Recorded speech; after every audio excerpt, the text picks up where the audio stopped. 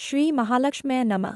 मार्गशीर्ष का महीना हमारी भारतीय परंपरा में ऐसा समय माना गया है जिसे स्वयं श्री कृष्ण ने अपनी महिमा से जोड़ा है। वह कहते हैं, महीनों में मार्गशीर्ष मैं हूँ। इसीलिए इस महीने में गुरुवार के दिन माता लक्ष्मी का स्मरण विशेष फलदायी माना जाता है।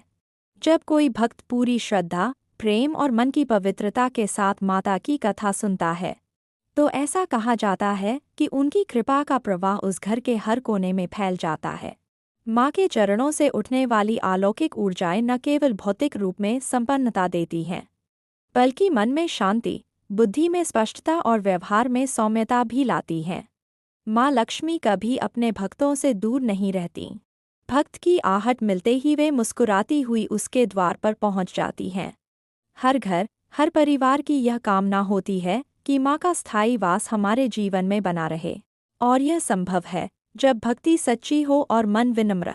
तो आइए, मन को निर्मल करते हुए श्रद्धा और समर्पण के साथ माँ महालक्ष्मी की यह पावन कथा सुनते हैं। माता महालक्ष्मी एक ही स्वरूप नहीं है, वह अनंत रूपों में संसार को संभालने वाली शक्ति हैं। भूलोक में वे सुख और समृद्धि की दात्री लक्ष्मी कहलाती हैं। देवलोक में उनका नाम श्री है।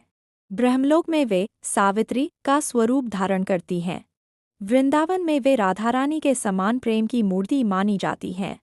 वनों में, नदियों के तटों पर, कमल विहारों में, चंपा और मालती की सुगंध में और हर घर की रसोई में भी वे गृहलक्ष्मी का रूप लेकर निवास करती हैं। सभी लोकों में, सभी दिशाओं में, सभी भावों में माँ लक्ष्मी के स्वरूप अनगिनत हैं। जहाँ प्रेम, पवित्रता, शांति और श्रम है, वहाँ लक्ष्मी का वास होता है। द्वापर युग में सौराष्ट्र क्षेत्र में भद्रश्रवा नाम के विद्वान और वीर राजा राज्य करते थे। 4 वेद, 6 शास्त्र और 18 पुराणों का उन्हें गहन ज्ञान था। उनकी रानी सूरत चंद्रिका गुण, सौंदर्य और संस्कार की प्रतिमूर्ति थी। 7 पुत्रों के बाद उन्हें एक कन्या का आशीर्वाद मिला, जिसका नाम रखा गया श्यामबाला। एक दिन देवी महालक्ष्मी ने सोचा, यदि मैं इस राजा के महल में रहूं तो राज्य और भी समृद्ध हो जाएगा, प्रजा सुखी होगी और यह धन लोक कल्याण में उपयोग होगा। लेकिन इसी समय देवी ने एक और बात भी विचारी, यदि वे किसी स्वार्थी, अज्ञानी या लोभी व्यक्ति के घर जाएंगी तो वह धन केवल अपने उपभोग में लगाएगा। इसलिए देवी ने किसी संपन्न और सज्जन स्थान को चुनना उचित समझा। माँ लक्ष्मी ने एक वृद्ध ब्राह्मणी का रूप धारण किया। हाथ में लाठी, बाल सफ़ेद, पर चेहरे पर दिव्य तेज वही। धीरे धीरे कदम बढ़ाती हुई वे रानी के द्वार पहुंची। दासी ने उन्हें देखकर उनके नाम, कुल और आने का उद्देश्य पूछा। देवी ने सरल भाव से कहा, मेरा नाम कमला है, पति का नाम भुवनेश। हम द्वारिका में रहते हैं। फिर देवी ने रानी के पिछले जन्म का प्रसंग बताया। कहा कि पिछले जन्म में रानी एक व्यापारी की पत्नी थी जो अत्यंत गरीब था। घर में रोज झगड़ा होता, पति क्रोध में आकर उसे मारता पीटता भी था। तंग आकर वह घर छोड़कर जंगलों में भटकती रही। उसकी दयनीय दशा देखकर माता ने स्वयं उसे महालक्ष्मी व्रत की कथा सुनाई। व्रत का पालन करने से उसके जीवन में सुख संपत्ति लौट आई। धन, संतति, वैभव सब कुछ भर गया। परलोक में भी उसे देवलोक का आनंद मिला। देवी ने आगे कहा, उस पुण्य के फलस्वरूप ही वह इस जन्म में राजमहल में पैदा हुई, लेकिन वह व्रत को भूल चुकी है। मैं उसे याद दिलाने आई हूँ। दासी ने श्रद्धा से प्रणाम किया और व्रत की विधि जाननी चाहिए। देवी ने विस्तार से सब बताया, पूजन, कथा, नियम, फल। दासी अत्यंत प्रसन्न होकर अंदर गई और सारी बात रानी को बताई।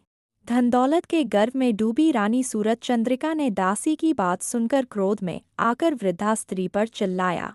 रानी को यह ज्ञात नहीं था कि वह कोई साधारण ब्राह्मणी नहीं, स्वयं महालक्ष्मी माता थी। रानी का कठोर व्यवहार देखकर देवी वहां ठहरना उचित न समझ सकी और महल से बाहर चली गई। बाहर जाते हुए देवी की भेंट राजकुमारी श्यामबाला से हुई। देवी ने सारी घटना बताई। श्यामबाला माता के चरणों में गिरकर क्षमा मांगने लगी। उस दिन मार्गशीर्ष का पहला गुरुवार था। कुंवारी कन्या ने पूरे मन से महालक्ष्मी व्रत किया। व्रत के महान फलस्वरूप उसका विवाह सिद्धेश्वर राजा के पुत्र मालाधर से हुआ। एक संपन्न, कुलीन और योग्य वंश में श्यामबाला का जीवन धन, ऐश्वर्य और आनंद से भर गया। उधर रानी के अहंकार का फल देर न लगा। राज्य पर विपत्तियां टूट पड़ी। खजाना खाली हो गया। खेतों में सूखा पड़ गया। महल वीरान होने लगा, यहाँ तक कि भोजन की भी समस्या होने लगी। रानी ने अपने पति से कहा, हमारी बेटी का घर धन समृद्ध है, क्यों न उसके पास जाकर सहायता मांगी जाए। राजा भद्रश्रवा दामाद के पास पहुँचे। तालाब के पास आराम करते समय दासियों ने पहचान लिया कि वे श्यामबाला के पिता हैं। उन्होंने खूब आदर सत्कार किया और लौटते समय सोने के सिक्कों से भरा घड़ा देकर विदा किया। लेकिन जब राजा घर पहुँचे तो रानी ने घड़ा खोलकर देखा। घड़े में सोने की जगह काला कोयला था। यह देवी के प्रकोप का संकेत था। कुछ दिन बाद रानी स्वयं अपनी बेटी के पास गई। उस दिन मार्गशीर्ष का अंतिम गुरुवार था। श्यामबाला ने माँ को व्रत करवाया। वह सच्चे मन से पूजा में लगी। धीरे धीरे उनका सब कुछ वापस लौट आया। राज्य, वैभव, सुख और शांति। माँ खुश होकर उनकी विपत्ति हरने लगी। बाद में जब श्यामबाला मायके आई तो रानी को पुरानी घटना याद थी। उसे उचित सम्मान नहीं दिया गया।